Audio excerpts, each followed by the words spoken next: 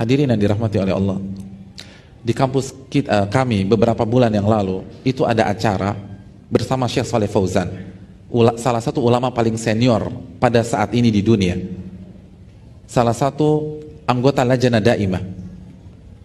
Dan acaranya berbeda dari biasanya. Kalau biasanya beliau mengajarkan ilmu secara satu arah, tapi khusus kasus acara ini beliau diminta untuk menceritakan pengalaman beliau, masa hidup beliau, dan bagaimana beliau belajar, berdakwah dan mengajar agar menginspirasi hadirin yang hadir. Kajiannya di Fakultas Syariah, yang hadir mahasiswa S1, mahasiswa S2, mahasiswa S3, dan beberapa doktor dan profesor.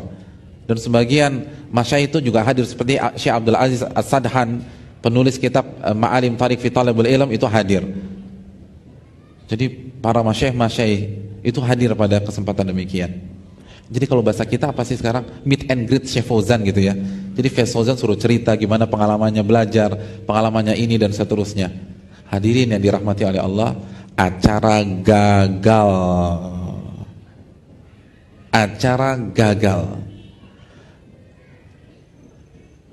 Tapi disitulah saya merasa itu salah satu kajian terbaik yang pernah saya ikuti.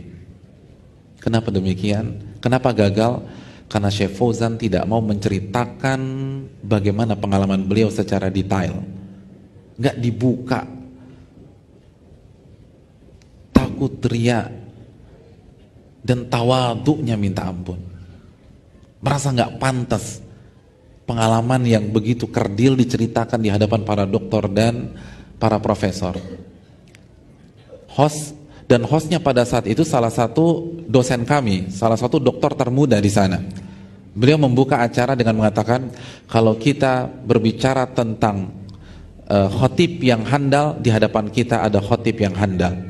Kalau kita berbicara tentang penulis kelas dunia, di hadapan kita ada penulis kelas dunia. Kalau kita berbicara tentang ulama besar, di hadapan kita ada ulama besar. Terus dibilang. Setelah selesai, Syekh Fauzan langsung ambil mic dan mengatakan, rafa'tumuni fawqa manzilati.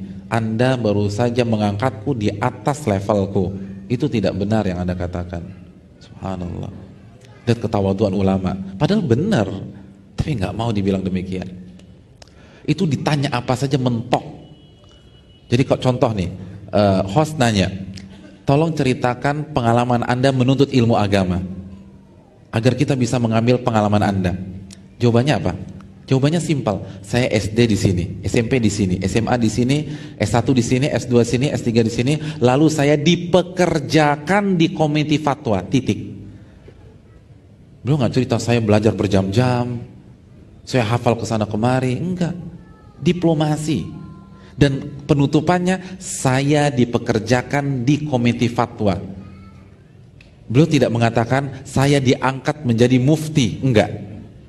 Saya diangkat sebagai anggota Lajnah Daimah, tapi bahasa beliau, saya dipekerjakan di komite fatwa. Dan dipekerjakan bisa jadi tukang pel, tukang sapu, tukang cuci piring. Lihat bagaimana bahasa beliau, subhanallah. Beliau mengajar S1 sebelum lulus S1. Bayangkan, diangkat sebagai dosen di Jamiatul Imam sebelum lulus S1. Ditanyakan sama host, bagaimana perasaan engkau bisa ngajar S1 sebelum lulus S1? Apa jawaban beliau? Saya diangkat sebagai dosen karena pihak kampus lagi butuh dosen pada saat itu. Subhanallah. Padahal nggak ada ceritanya kampus kita butuh dosen. Apalagi di masa beliau. Di masa beliau yang ngajar itu Syekh bin Baz. Di masa beliau yang mengajar itu Syekh Shinkiti. Ulama-ulama besar abad itu. Bukan tahun itu, abad itu. Tapi beliau katakan, ini karena nggak ada orang, jadi saya diminta ngajar. Subhanallah, ketawaduan yang luar biasa. Hadirin yang dirahmati oleh Allah Subhanahu Wa Taala. Lalu beliau ditanya tentang bagaimana pengalaman beliau ngajar, sehingga banyak orang dapat hidayah. Kata beliau, hal talaqtum minni an aftaha uyubi, apakah engkau wahai host meminta saya menceritakan aib-aib saya, bayangkan aib-aib saya. Jadi maksud beliau, cara saya ngajar itu banyak kekurangannya, nggak seperti masyayikh-masyayikh lain. Nggak perlulah saya ceritakan kekurangan saya, biar saja saya tutup hanya untuk Allah Subhanahu wa Ta'ala. Gagal lagi, jadi gagal terus tuh pertanyaan, nggak bisa dikorek. Beliau mengisi kajian di acara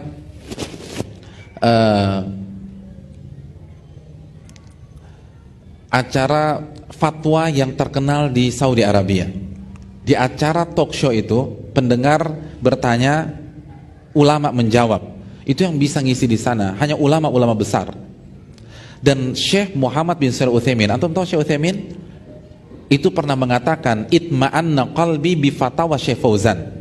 Hatiku ini tenang kalau dengar fatwanya Syekh Fauzan.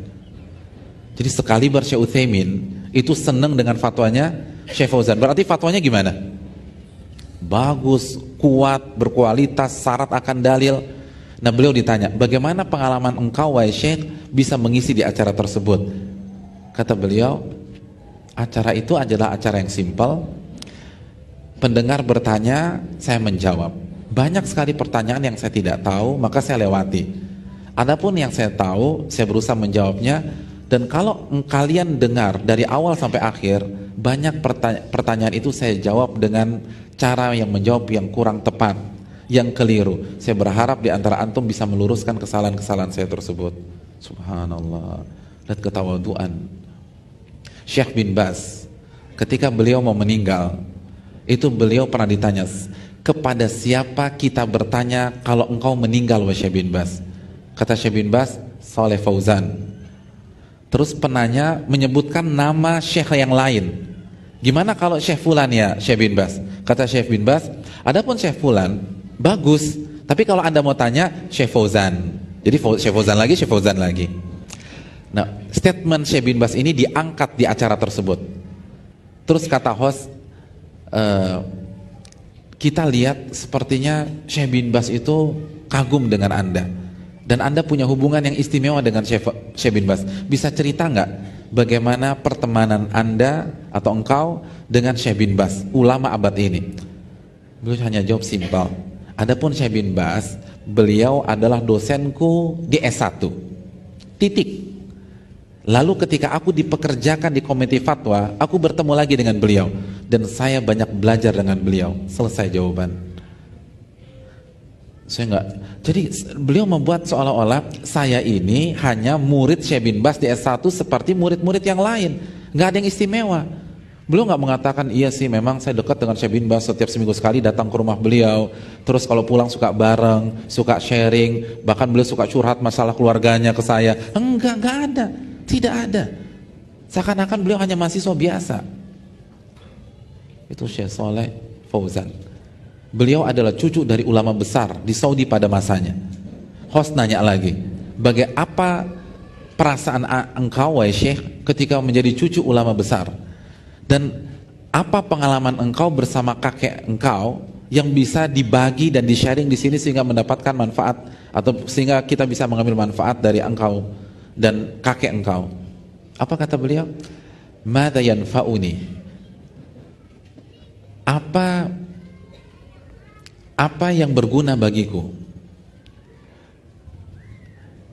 kalau aku tidak bertakwa kepada Allah walaupun aku punya kakek seorang ulama besar? Jadi apa untungnya bagi saya punya kakek ulama kalau saya nggak bertakwa, kalau saya nggak taat kepada Allah? Nggak ada gunanya, nggak ada gunanya sama sekali. Jadi nggak perlulah kita bahas masalah itu. Lalu host juga bertanya, Syekh, kami dengar engkau sering kali berdakwah di luar negeri dan memberikan ilmu kepada kaum muslimin. Itu langsung di-cut. Mohon maaf saya klarifikasi, saya keluar negeri hanya sekali seumur hidup. Engkau bilang tadi berkali-kali, sering, enggak, cuman sekali. Subhanallah. Kalau kita dibilang gitu kan senyum-senyum aja. Ya Pak. Subhanallah.